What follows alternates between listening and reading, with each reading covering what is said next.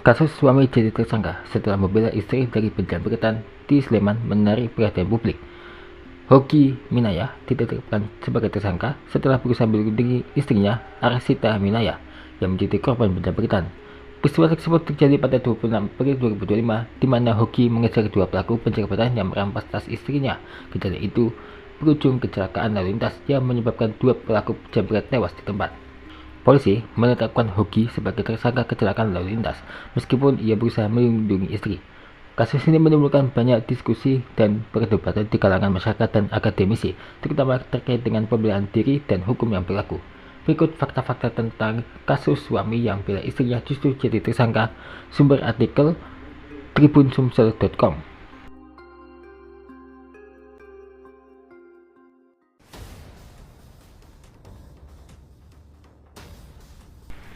Kasus Hoki Minaya, pria di Sleman jadi tersangka setelah mengejar penjamret tas istrinya tuai sorotan publik. Peristiwa ini menjadi sorotan publik karena sisi kemanusiaan dan kisah keberanian seorang suami yang bertindak mempertahankan haknya ketika tas istri dijamret di depan matanya. Yang pertama, mediasi dilakukan. Kepada keluarga penjamret yang meninggal dunia, Arista mengaku telah menyampaikan permohonan maaf. Intinya kejadian pada saat itu di luar kendali kami semua. Tadi saat proses mediasi saya menyampaikan itu ke keluarganya penjamret yang meninggal dunia. Saya juga telah menyampaikan minta maaf, kata Arista.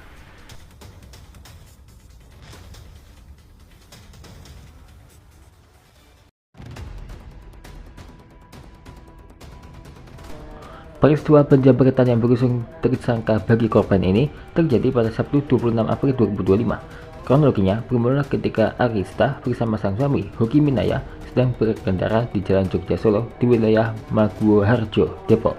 Arista mengendarai sepeda motor, sementara sang suami mengemudikan mobil. Mereka berkendara beriringan setelah menyelesaikan tugas masing-masing mengambil jajanan pasar di Pasar Pathuk dan Berbah. Jajanan pasar tersebut hendak dibawa ke sebuah hotel. Keduanya tidak sengaja berkendara beriringan di Jalan Solo. Arista mengendarai motor di lajur kiri atau jalur lambat, sedangkan suami di lajur kanan. Saat kejadian, Arista memakai tas cangklong yang diselempangkan lengan sebelah kiri. Ketika kendaraannya melaju di Jalan Solo, tiba-tiba dari sebelah kiri datang dua orang yang langsung menjamret tas Arista. Tas bawaan dijamret, ia spontan bertiga jambret.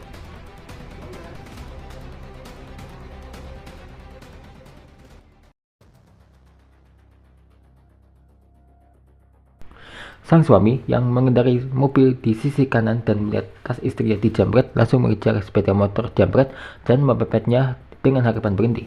Namun pelaku tetap tancap gas. Arista yang mengekor di belakang menggunakan sepeda motor melihat sepeda motor pelaku sempat naik ke trotoar, kemudian turun lagi, dipepet hingga 3 kali oleh suaminya. Dua jambret mengemudikan sepeda motor dengan kecepatan tinggi. Karena tidak bisa menguasai laju kendaraan, mereka akhirnya menabrak tembok di pinggir jalan. Dua penjamret terpental dan akhirnya dinyatakan meninggal dunia. Pasca kejadian, Arista bersama suaminya mengikuti proses hukum di kepolisian. Mereka kooperatif dan berharap kasusnya segera selesai karena membela diri. Namun berjalan waktu, sang suami justru ditetapkan sebagai tersangka dalam perkara yang ditangani Satlantas Polresta Sleman ini. Suami Arista disangka dengan pelanggaran UU Lalu Lintas. Saat ini, berkas perkara berikut tersangka telah dilimpahkan dari kepolisian ke kejaksaan atau tahap 2. Hoki sempat hendak ditahan, namun Arista pasang badan sebagai penjamin sehingga penahanan ditangguhkan. Sebagai gantinya, Hoki menjadi tahanan luar dengan kaki dipasang GPS.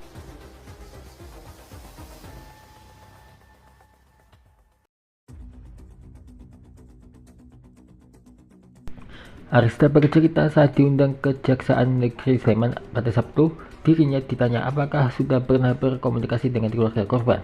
Ia mengaku belum pernah karena tidak memiliki akses nomor ke sana. Akhirnya, oleh Kejaksaan Negeri Sleman difasilitasi mediasi menelpon keluarga penjamret di Pagar Alam, Sumatera Selatan ini. Selain itu, Arista juga telah menyampaikan permohonan maaf. Meski begitu, meski belum ada keputusan dari hasil mediasi hari ini, Arista tidak putus harapan agar suaminya bisa mendapatkan keadilan.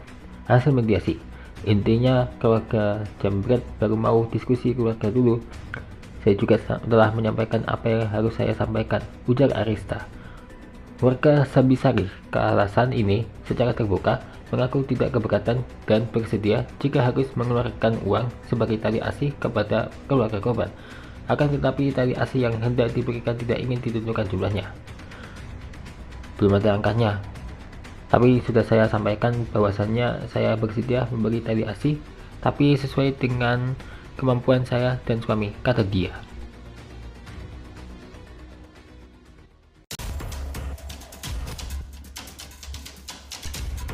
Kepala Kejaksaan Negeri Sleman, Bambang Yunianto, terkait upaya mediasi sebagai jalan restoratif justice yang sedang ditempuh Kejaksaan dalam perkara ini.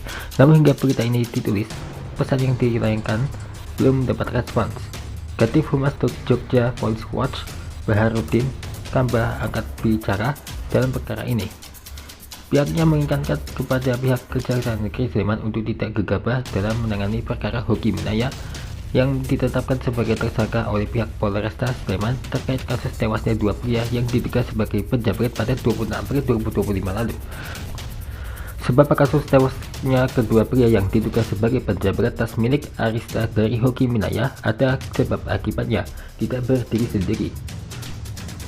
Berkas perkara dengan tersangka Hoki Hinaya berada di Kejaksaan Negeri Sleman, sehingga menjadi penting bagi pihak Kejari Sleman untuk tidak gegabah dalam menangani perkara ini, kata Kambah.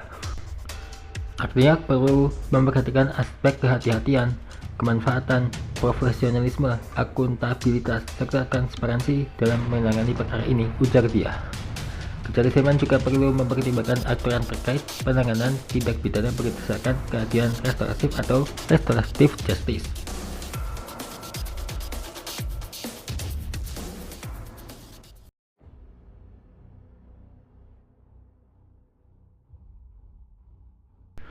Menanggapi kasus tersebut, pengacara Hotman Paris siap turun tangan membantu menangani kasus. Hal ini diungkapnya lewat Instagramnya yang membagikan potret Hoki dan pernyataan jadi tersangka karena membela sang istri dijamret. Saya Hoki Minaya jadi tersangka karena membela istri. Istri saya dijamret. Saya mengejar pelakunya.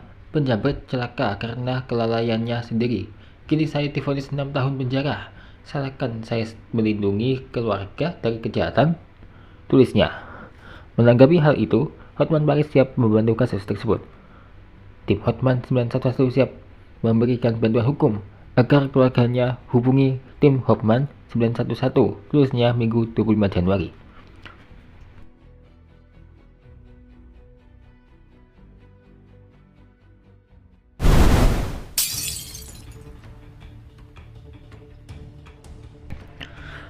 Penjamretan merupakan salah satu kejahatan jalanan yang kerap mengintai warga, terutama di daerah perkotaan seperti Jakarta. Meskipun tingkat kejahatan ini mungkin bervariasi, tetap penting bagi masyarakat untuk tetap waspada dan mengambil langkah-langkah preventif. Berikut ini ada 5 tips ampuh untuk menghindari menjadi target penjamretan yang bisa membantu pembaca tetap aman di jalanan. Sumber artikel kumparan.com.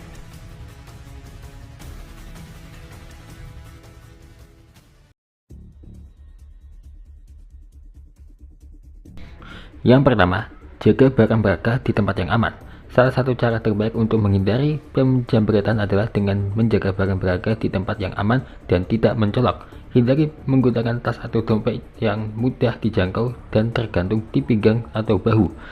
Sebagai gantinya, pilihlah tas anti maling yang memiliki fitur keamanan tambahan, seperti tali yang bisa dipertahankan di tangan kamu atau tas yang bisa disembunyikan di bawah pakaian. Pastikan barang-barang penting seperti ponsel, dompet, dan dokumen penting disimpan dalam tempat yang tersembunyi atau di dalam saku dalam yang aman.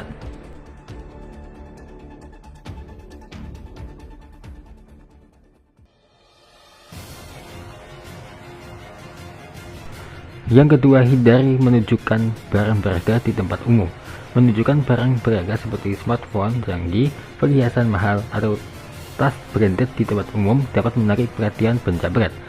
Sebisa mungkin, simpan barang-barang tersebut di dalam tas dan hanya keluarkan ketika benar-benar diperlukan. Jika perlu menggunakan smartphone, lakukan dengan hati-hati dan sebaiknya pilih tempat yang aman dan terjaga. Jangan terlalu lama terfokus pada layar ponsel saat berada di tempat umum, karena hal ini bisa membuat kita kurang waspada terhadap lingkungan sekitar.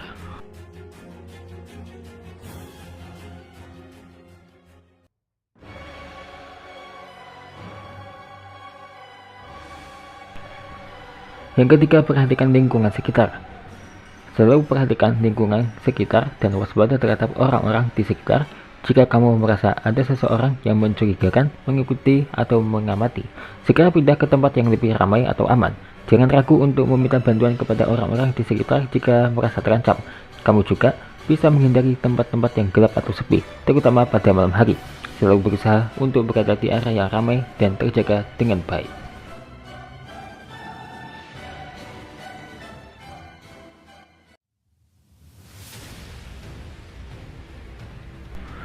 Yang keempat, gunakan transportasi umum yang terpercaya. Penggunaan transportasi umum yang terpercaya dan aman dapat mengurangi resiko penjamretan. Pilihlah moda transportasi yang sudah dikenal dan terpercaya, serta hindari naik kendaraan pribadi atau angkutan umum yang tidak dikenal.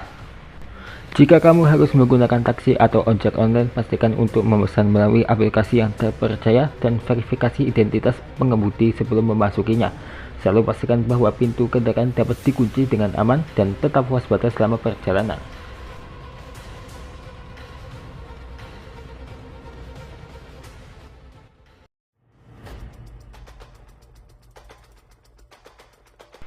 Dan yang terakhir, tingkatkan kesadaran dan kewaspadaan pribadi. Salah satu cara efektif untuk menghindari penjamretan adalah dengan meningkatkan kesadaran dan kewaspadaan pribadi. Jangan terlalu fokus pada ponsel atau perangkat elektronik lainnya saat berada di luar rumah. Selalu perhatikan posisi kamu dan orang-orang di sekitar. Latih diri untuk selalu waspada dan mengenali tanda-tanda potensi ancaman. Jika merasa tidak nyaman atau ada sesuatu yang tidak beres, segera cari tempat yang lebih aman atau hubungi pihak berwajib. Ya, dari kasus yang terjadi di Sleman dan dengan tips yang satu ini, semoga menjadi pelajaran dan waspada dengan kejahatan di sekitar kita ya. Tetap waspada dan lakukan langkah-langkah preventif yang diperlukan untuk menjaga diri kamu dan barang-barang berharga. Kamu tetap aman.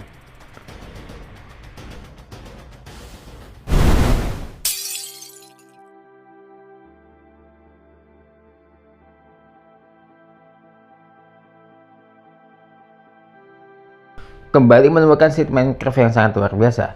Ini adalah sheet Minecraft yang kalian harus tahu lah ya. Ini ada desert tempat yang tertimbun pasir, dan itu juga ada desa loh.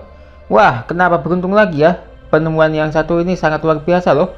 Ditulis saya tentang penelusuran sheet Minecraft yang satu ini di tempat tandus lah tentunya ya kisah. Pokoknya ditunggu.